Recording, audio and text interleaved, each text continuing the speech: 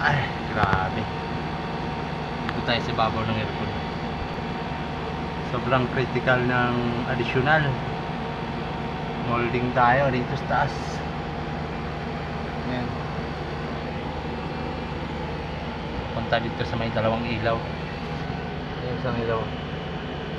Random yung isa. Yung molding natin. Kita nyo. Grabe, sobrang hirap. Lalim niya, no? Dalawang scaffolding.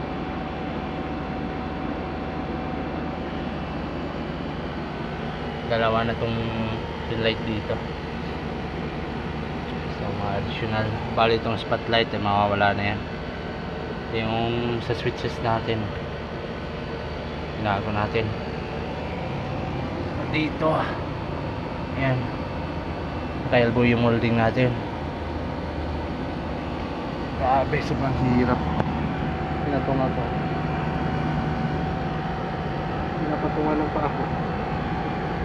Timba na. Sana ma-appreciate naman nila yung ginagawa natin. Sobrang critical. Diyan tayo mag-splicing. Center kasi andyan yung switch eh. Binago.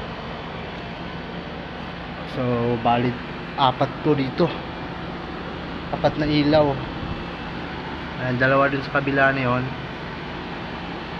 Diyan, dalawa dyan. So, tapatan magkasabay. Then yung doon din, tapat niya magkasabay din sila ng ilaw.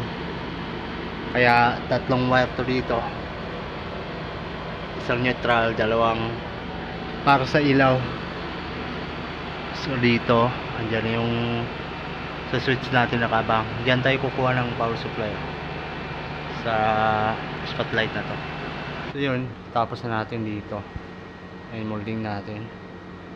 Punta dyan. Yan dito yung splicing natin sa center. Then bukas dito naman tayo pupunta. Ayan. Dalawang ilaw din dito.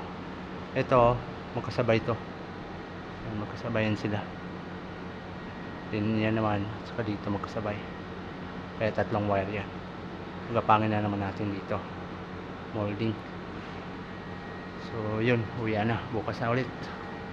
Masyadong critical na trabaho to.